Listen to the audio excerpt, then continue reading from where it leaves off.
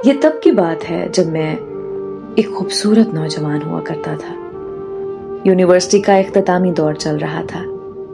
वैसे तो लेक्चर्स वगैरह उन दिनों नहीं हो रहे थे, लेकिन फिर भी सभी दोस्त यूनिवर्सिटी की जिंदगी को जी भर कर जीने की खातिर यूनिवर्सिटी चले जाते थे। सारा दिन क्लास में बैठकर बातें करते रहते। क्लास की लड़कियां भी उन आखिरी दिनों में हम लड़कों से थोड़ा ज्यादा ही फ्री हो गई थी। शायद वो भी हमारी तरह क्लास के हर फर्द को मिस करने वाली थी। मैं पहाड़ की चोटी पे वाक़या एक कबीले का वाहिद यूनिवर्सिटी पढ़ने वाला लड़का था। इस वजह से मुझे कबीले में एक खास इज्जत का मकाम हासिल था। हॉस्टल लाइफ को मैंने बहुत अच्छी तरह गुजारा था। गुजारा नहीं बल्कि जिया था। रात को फेलोज के साथ बैठकर तरह तरह की ऊट पटांग हरकतें करना, ताश की बाजी लगाना, एक दूसरे का बिस्तर इधर उधर फेंकना, रात को सोते वक्त किसी पर पानी फेंक कर उसको नींद से जगा देना और फिर सारी रात उसकी गालियां सुनना, वगैरह वगैरह। बहुत प्यारा वक्त था वो। काश वो वक्त कभी खत्म ही ना होता। एक दिन यूनिवर्सिटी के कॉरिडोर से गुजरते वक्त मैं किसी निस्वानी पुकार के बायस चलते चलते रुक गया। मुझे मेरा नाम लेकर पुकारा गया था। मैंने रुककर पीछे मुड़कर देखा तो मेरी क्लास फेलो आबिश सिकंदर मेरे रूबरू खड़ी थी। ये वही लड़की थी जिससे यूनिवर्सिटी के पहले ही दिन मेरी तकरार हुई थी। फिर ये सिलसिला चलता ही रहा। छोटी सी बात पे हम दोनों मुर्गियों की तरह एक दूसरे से लड़ने लग जाते। वो एक अमीर घर की खूबसूरत और लड़ाकू तैयारा लड़की थी। क्लास की लड़कियों के अलावा वो सिर्फ मुझसे ही बात करती थी। बात नहीं, दरअसल लड़ती थी। एनुअल डिनर के मौके पर न जाने कैसे हम दोनों ने एक दूसरे से माफी मांगकर पिछले लड़ाई झगड़े सारे खत्म कर दिए। उस दिन के बाद हम दोनों की दोस्ती क्लास में मशहूर हो गई। यूनिवर्सिटी का हर फर्द मुझे आबिश के साथ देखकर ना जाने क्यों सीखता होता रहता था। शायद इसलिए कि मैं एक देहाती सा सादा सा लड़का था जिसके हाथ में लंगूर की जगह अंगूर आ गए थे। दोस्ती होने के बाद मैंने जाना कि वो बहुत नरम दिल की और मोहब्बत करने वाली लड़की थी। जब कभी वो यूनिवर्सिटी से गैर हाजिर होती तो अपनी गैर हाजिरी के बारे में सिर्फ मुझे ही बताती। ये अलग बात थी कि मैं उसको बताए बगैर उसकी छुट्टी की दरख्वास्त लिखकर जमा करवा देता था। ये बात मैंने उसे कभी नहीं बताई थी। कॉरिडोर से गुजरते वक्त जब उसने मुझे पुकारा तो मैं रुक गया। वो मेरे सामने आई और बोली, कहाँ घूमते फिर रहे हो? वो भी अकेले अकेले। यूनिवर्सिटी का आखिरी हफ्ता है, कम से कम ये वक्त तो तुम मेरे साथ गुजारो। उसने प्यार से दोस्ताना शिकायत की थी। मैंने उस लड़की को देखा जिससे कभी मेरा 70 का आंकड़ा था, लेकिन अब वो मेरी सबसे अच्छी दोस्त थी। 4 साल तो तुम्हारे साथ ही गुजारे हैं मैंने, वो क्या कम थे जो इस आखिरी हफ्ते का रोना रोने बैठ गई हो। मैंने अजीब से अंदाज में कहा था। ओए, बकवास बंद कर अपनी। मैंने कहा ना कि तुम मेरे साथ ही अपना वक्त गुजारोगे, तो मतलब गुजारोगे। वो कभी कभी मुझे लेकर थोड़ी जज्बाती हो जाती थी। उस दिन भी वो जज्बाती हो गई थी। अच्छा ठीक है मेरी माँ, तुम चलो, मैं सर से मिलकर 2 मिनट में आया। वो गुस्से से मुझे देखकर पांव पटक कर वहां से चली गई। सर से मिलकर मैं उसे ढूंढने लगा। वो कहीं भी नजर नहीं आ रही थी।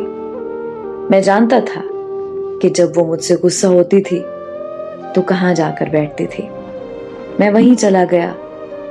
वो वहीं थी, अकेली, गुमसुम, पत्थर के सिल पे बैठी, साथ लगे शहतूत के दरख्त से सर को टिकाए घास पे गिरे खुश्क पत्तों को देख रही थी। मैं उसके साथ जाकर बैठ गया। उसने एक नजर मेरी तरफ देखा और फिर सामने देखने लगी। नाराज हो? मैंने सवाल किया। खामोशी। मैंने उसको खामोश देखकर फिर वही सवाल किया। उसका जवाब फिर खामोशी था। कुछ तो बोलो, यूं चुप मत बैठो। मैंने प्यार से उसको मनाने की खातिर इल्तजा की। वो फिर भी खामोश बैठी रही, जाने खुश्क पत्तों में क्या ढूंढ रही थी। बहुत उजड़ी उजड़ी सी लग रही थी। पहली दफा उसको देखकर मैंने महसूस किया कि वो अंदर से बहुत दुखी थी। मैंने वजह पूछी, मगर उसका जवाब वही खामोशी ही मिला। मैं बेजार होकर उठकर जाने लगा तो अचानक उसने मेरा हाथ पकड़ लिया। मैंने मुड़कर उसे हैरत से देखा। 4 सालों में पहली बार उसने मुझे छुआ था। पहली बार उसने मुझको छुआ और मुझे मेरी ही नजरों में मोतबर कर दिया। कहाँ जा रहे हो? उसने मेरी तरफ देखकर सवाल किया। तुम्हें मेरा साथ पसंद ही नहीं आ रहा था, इसलिए यहां से उठकर जा रहा था। किसने तुम्हें यहां से जाने की इजाजत दी? वो संजीदगी से मुझ पर अपना हक जताते हुए सवाल कर रही थी। वक्त ने, मैंने भी संजीदगी से जवाब दिया। वक्त कौन होता है हम दोनों का फैसला करने वाला? वो एकदम से तैश में आ गई। मैंने कोई जवाब नहीं दिया, खामोश खड़ा उसको सुनता रहा। फिर उसने एक लंबी सी ठंडी सांस छोड़ी और बोली, चलो आज मुझे कहीं घुमाने ले चलो। घुमाने? वो भी मैं? मेरे पास तो कोई सवारी भी नहीं है। मुझे नहीं पता, बस मुझे कहीं घुमाने ले चलो। ये वक्त शायद फिर कभी ना आए, इसीलिए मैं तुम्हारे साथ एक बार कहीं घूमने जाना चाहती हूं। उसने मुझे देखकर अपना हतमी फैसला सुना दिया था। उसको इनकार करना मतलब उसकी नाराजगी मोल लेना था। वो नाराज होकर बहुत जालिम लड़की बन जाती थी और मैं उन आखिरी लम्हों में उसको नाराज नहीं करना चाहता था। चलो उठो, घूमने चलें। मैंने उसको देखकर कहा। कहाँ जाएंगे हम? जहां भी रब ले चले। वो हल्का सा मुस्कुराई और उठ खड़ी हुई। हम दोनों यूनिवर्सिटी से निकलकर बाहर रोड पर आ गए। उस दौर में मुझ जैसे गरीबों के लिए सिर्फ तांगे की सवारी हुआ करती थी। ये अलग बात थी कि आबिश एक बड़ी सी गाड़ी में अपने ड्राइवर के साथ यूनिवर्सिटी आती थी। तांगे की सवारी उसकी शान के खिलाफ थी और मेरी औकात के मुताबिक थी। मैंने उससे पहले ही कह दिया था कि मैं तुम्हें कार में बिठाना अफोर्ड नहीं कर सकता, इसीलिए इस तांगे पर ही तुमको सब्र करना होगा और खुशी खुशी बैठना होगा। वो मुस्कुरा दी। मैं जानता था कि वो मेरे साथ पैदल भी सफर करने के लिए राजी थी। तांगे पर बैठकर हम जाड़े के मौसम में हल्की धूप में शहर के बाजार में आ गए। मैं उसे चाचे गामे की ठेरी पर ले गया। चाचा गामा खोए वाली कुल्फियां फरोख्त करता था। मैंने वहां से 2 खोए वाली कुल्फियां खरीदी और एक आबिश को दे दी और एक खुद खाने लगा।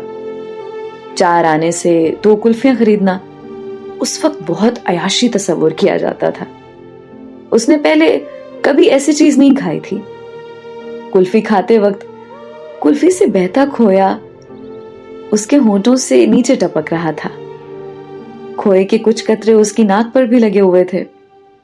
उसे देखकर मैं मुस्कुराने लगा। वो समझ गई कि मैं किस वजह से हंस रहा था। अगले ही पल उसने अपनी कुल्फी मेरी नाक और मुंह पर मल दी और मेरे हाथों से मेरी कुल्फी छीन कर खाने लगी। उसके चेहरे पर उस वक्त जो मुस्कान थी वो काबिले दीद थी। उस वक्त एक ही पल में वो मुझे बहुत ही प्यारी लग रही थी। दिल चाह रहा था कि वो ऐसे ही सारी जिंदगी खड़ी रहे मेरे सामने और मैं उसे यूं ही मुस्कुराते हुए देखता रहूं। वो पहला और आखिरी मौका ही था जब आबिश मेरे साथ बाहर कहीं गई थी। हमारे लिए वो चंद लम्हे सैरो सियाहत की तरह ही थे। आज के दौर के बच्चे इस सैर को डेट पे जाना कहते हैं। वो तांगे की सवारी और कुल्फी का मजा मुझे सारी जिंदगी याद रहा, कभी भुला ही नहीं सका। जिस दिन हमारा यूनिवर्सिटी का आखिरी दिन था, उस दिन आबिश बहुत कमजोर दिख रही थी। मैं अपना सामान बैग में समेट कर यूनिवर्सिटी ले आया था और उसे बाहर चाय के ढाबे पर रख दिया था, ताकि यहां से जब फारिग हुआ तो सामान यहीं से उठाकर अपने घर को लौट जाऊंगा। उस दिन तमाम असातिज़ा ने हमारे साथ तस्वीरें भी बनवाई। ये अलग बात है कि वो तस्वीरें कभी मुझ तक पहुंच नहीं पाई। तमाम क्लास फेलोज से आखिरी बार ढेर सारी बातें की। उस दिन जिंदगी में पहली बार वक्त बहुत तेजी से गुजर गया। असातिज़ा से और क्लास फेलो से बातें करके जी नहीं भर रहा था, मगर उस दिन वक्त हमारे हक में नहीं था। फिर मैं आबिश से मिला। वो गमगीन हो गई थी। मैं भी अपने आंसू बहुत मुश्किल से रोके खड़ा था। उसने मुस्कुराने की नाकाम कोशिश की। मैं उसे जी भर कर देख रहा था। उससे दूर जाना पुल सिरात से गुजरने की तरह महसूस हो रहा था। फिर उसने अपनी उंगली से एक सिल्वर रंग की अंगूठी उतारकर मेरे बाएं हाथ की छोटी उंगली में पहना दी। मेरी छोटी उंगली उसकी लेडी फिंगर से बड़ी थी, इसलिए वो अंगूठी मेरी आधी उंगली में ही समा सकी। मैंने अपने गले में पहनी हुई चेन उतारकर पागलों की तरह उसके गले की बजाय उसकी कलाई पे बल देकर बांधी। ये सब कुछ एक हौलनाक खामोशी के ज़ेरे असर हो रहा था। वो भी चुप थी, मैं भी चुप था। उसकी आंखें भी सुर्ख हो गई थी, मेरी पेशानी भी जलने लगी थी। फिर वो एक नजर मुझे देखकर हजार जब्त के बावजूद दो आंसू जल्दी से बहाकर, बगैर कुछ कहे, बगैर अलविदा किए, वो जल्दी से भागकर अपनी गाड़ी में जाकर बैठ गई। मैं हैरत से उसे देख रहा था। उसकी गाड़ी मेरी आंखों के सामने वहां से उसे लेकर चली गई और मैं वहीं हैरत का मुजस्मा बने उसकी गाड़ी को खुद से दूर जाता देखता रहा। मैंने सोचा था कि वो उस आखिरी दिन मुझसे ढेर सारी बातें करेगी। हर हफ्ते बाद या कम से कम 1 महीने बाद खत लिखने का वादा जरूर लेगी और उस आखिरी दिन वो मुझसे मसनूई झगड़ा करके मुझे हमारी पहली मुलाकात की जरूर याद दिलाएगी। मगर उसने मेरी उम्मीद के मुताबिक कुछ नहीं किया था। जाने उसके जहन में क्या चल रहा था। मैंने आखिरी बार अपनी यूनिवर्सिटी के गेट को देखा। दिल मुट्ठी में आ गया था। फिर बेख्तियारी के आलम में 2 आंसू बहाते हुए मैंने यूनिवर्सिटी को अलविदा कहा और अपना सामान उठाकर तांगे पे रखा और अपने घर की राह ली।